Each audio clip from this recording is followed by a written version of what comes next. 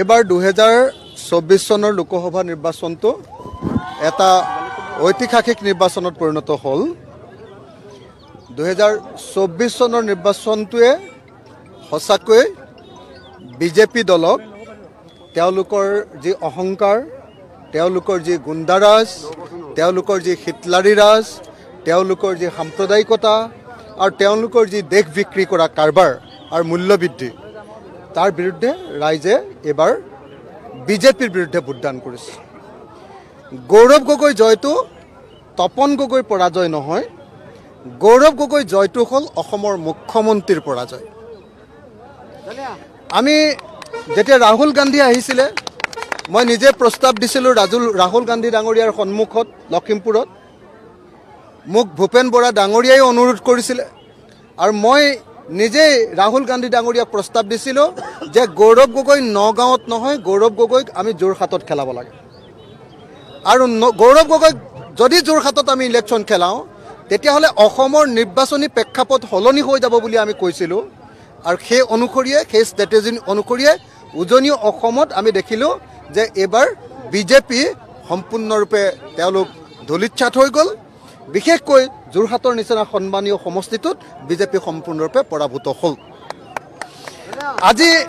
আজি বিজেপিয়ে বাৰম্বাৰ কৈ থাকে যে তেওঁলোকে শৰাইঘাটৰ ৰণ কৰিছে, দ্বিতীয় শৰাইঘাটৰ ৰণ, শৰাইঘাটৰ শেষ ৰণখন কিহৰ আছিলে? বদৰুদ্দিন আজমলক পৰাভূত কৰাৰ ৰণ। শৰাইঘাটৰ শেষ ৰণখন কি আছিলে?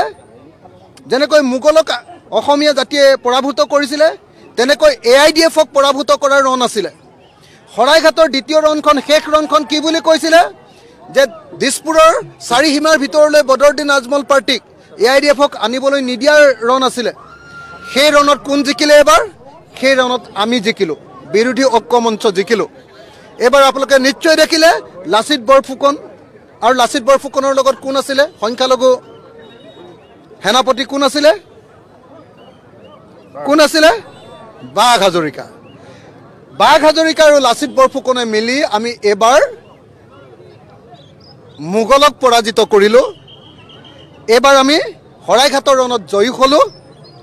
এইবাৰ আমি ৰকিবুল হুছেইন ডাঙৰীয়াক লগত লৈ এইবাৰ আমি AIDFক হৰুৱালোঁ। বদৰুদ্দিন আজমলক অভূতপূৰ্ব ভোটত, অভিলেখ সংখ্যক ভোটত হৰুৱালোঁ। আৰু এইটোৰ পৰাই অসমৰ ৰাজনীতিত এটা নতুন গতি ল'ব, সাম্প্ৰদায়িক ৰাজনীতিৰ বিপৰীতে। প্ৰথম কথা, মুছলমান সাম্প্ৰদায়িক মৌলবাদী দল AIDFক এইবাৰ আমি সম্পূৰ্ণৰূপে বিদায় দিলোঁ অসমৰ ৰাজনীতিৰ পৰা। দ্বিতীয়তে, হিন্দু সাম্প্ৰদায়িক মৌলবাদী দল বিজেপিক এইবাৰ আমি পূৰা আঘাত কৰিলোঁ, তেওঁলোকো মোটামুটি ধৰাশায়ী। আৰু 3 নম্বৰ কথাটো হ'ল, এইবাৰ অসমৰ খিলঞ্জীয়া ৰাইজে আমাক ভোট দিলে, এইবাৰ অসমৰ শিক্ষিত ৰাইজে আমাক ভোট দিলে, এইবাৰ আমাক অসমৰ ইউথ জেনেৰেশ্যনে, আমাৰ নতুন পুৰুষে আমাক ভোট দিলে, আৰু এইবাৰ আমাৰ সকলো সচেতন ভোটাৰে আমাক ভোট দিলে। গতিকে 2024 চনৰ নিৰ্বাচনে, 2024 চনৰ লোকসভাৰ নিৰ্বাচনে 2026 চনৰ বিধানসভা নিৰ্বাচনৰ কাৰণে বিৰোধী ঐক্য মঞ্চৰ সফলতাৰ দুৱাৰখন খুলি দিলে। মই আশা কৰিম যে এই মুহূৰ্তত অসমৰ সকলো ৰাইজকে মই ধন্যবাদ জ্ঞাপন কৰিছোঁ। আৰু বিৰোধী ঐক্য মঞ্চই ধৈৰ্য সহকাৰে, সহনশীলতাৰে সৈতে, উৎপাত নকৰাকৈ, সকলোকে লগত লৈ সন্মিলিতভাৱে 2026ৰ কাৰণে আজিৰ দিনটোৰ পৰাই বিৰোধী ঐক্য মঞ্চ সাজু হ'ব। আৰু 2026 চনত আমি বিৰোধী ঐক্য মঞ্চই আমি বিজেপিক, সাম্প্ৰদায়িক বিজেপিক, হিন্দু সাম্প্ৰদায়িক মৌলবাদী দল বিজেপিক আমি 2026 চনত পৰাভূত কৰিব পাৰিম। আৰু খিলঞ্জীয়াৰ চৰ্দাৰ বুলি কৈ থকা, হিন্দুৰ চৰ্দাৰ বুলি কৈ থকা আমি হিমন্ত বিশ্ব শৰ্মাক 2026 চনত অসমৰ ৰাজনীতিৰ পৰা বিদায় দিব পাৰিম।